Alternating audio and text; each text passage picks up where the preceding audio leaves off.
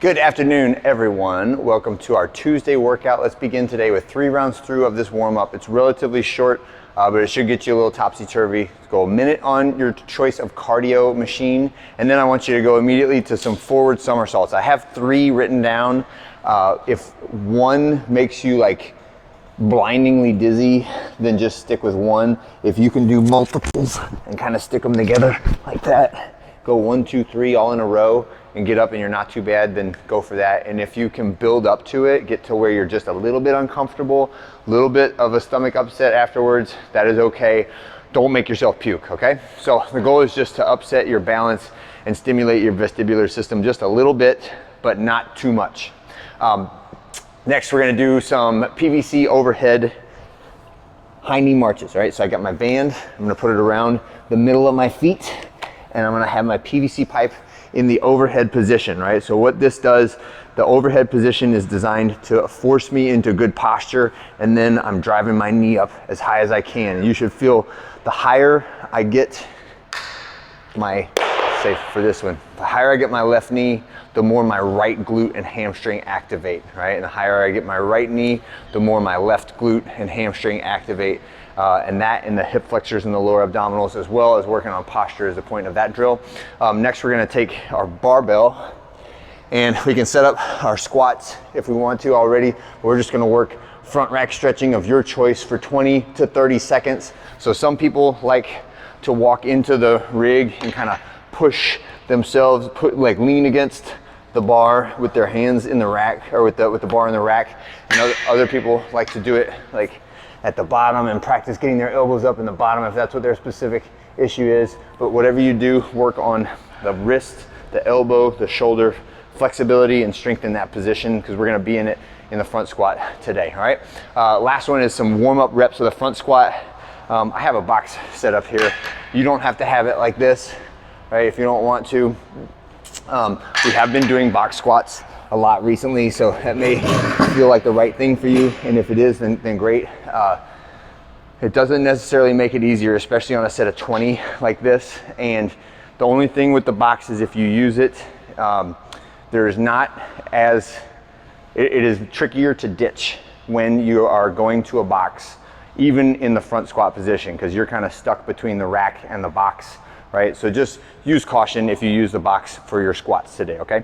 Or any type of depth check. But the workout for today, the main focus of our entire class block today is these 3 sets of 20 front squats, and really it's the first set of 20 that should be the worst, right? I don't think I have this written on SugarWOD anywhere, but if you do this correctly, meaning at a threshold effort, then your first set will be your only set that you can do at that threshold effort, okay? It is a dramatically impactful workout. It is a dramatically impactful set if you will do it at a weight that is scary challenging, right? And just remember, since it's a front squat, if you fail, there's really no consequence. You just ditch it to the front, right? And you're done, right? Maybe you fall on your butt, and that's okay. It is fine to fall down in here if we are trying hard, if we're doing something that is very, very challenging, all right? So I take the bar from the rack, have it at my shoulders, take a couple steps back, and then it's just squat, hips below parallel, try to keep those elbows high, and then stand tall. And we're doing 20 reps of this. Percentage-wise, we're thinking in the 65-ish% of your 1 rep max front squat. This is a set that we could almost call a gym benchmark, and many of you have these in your histories. So use that as information, right? If today is a great day and you're feeling awesome, maybe try to beat it by 5% or something like that. If it's not, then just do the reps, and it will be very, very impactful for your legs, all right? If you get to like low teens and its elbows and hands are really, really hurting, then go to the I Dream of Jeannie squat where your hands are over the top of the bar. And what that looks like is I walk into it and I just grab my right shoulder with my left hand and my left shoulder with my right hand. I still have to maintain my elbows high, right? I can't let my elbows drop just because I have my hands facing down, but it is significantly easier. Some other people like to do like this, where they kind of cross their hands a little bit, but not on top of their shoulders, and all of that's fine. Just the wider you get your arms like this, the more it can slide down your elbows, all right? Or you slide down the middle of your arm. So the most secure way to have it is with those elbows high and the fingertips pointed or the palms facing upward, which is the typical front rack grip, but that's just a challenging grip for a lot of people depending on your shoulder mobility. All right, enough talking about front squats. All right, 3 sets of 20.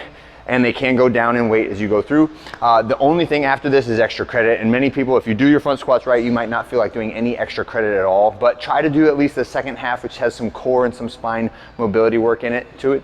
Okay, so as you desire, medicine ball to toes is like a weighted V sit-up exercise.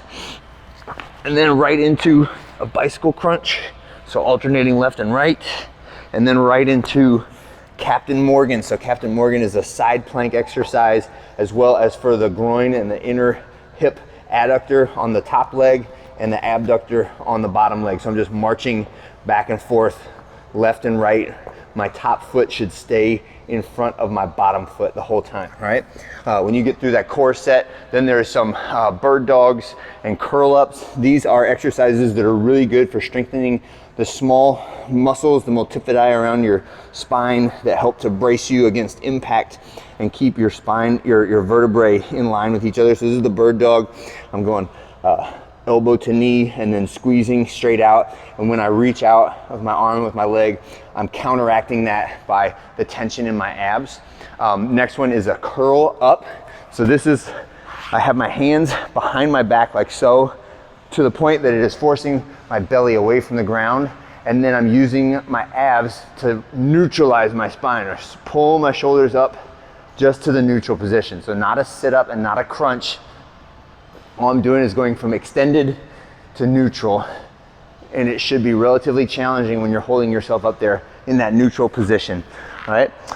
The last one is just a seal press, and then I want you to get onto one of these tools for some psoas tissue work, right? The psoas is one of the deep hip flexor muscles that also braces the spine against the motion of the pelvis and the femur.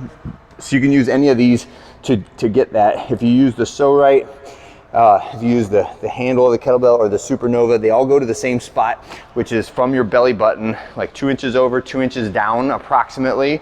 And we're using that as like an anchor spot for whatever this tack and floss tissue method is, right? So I've got my other knee bent, my psoas and my leg are straightened out, so it's as long as it can get.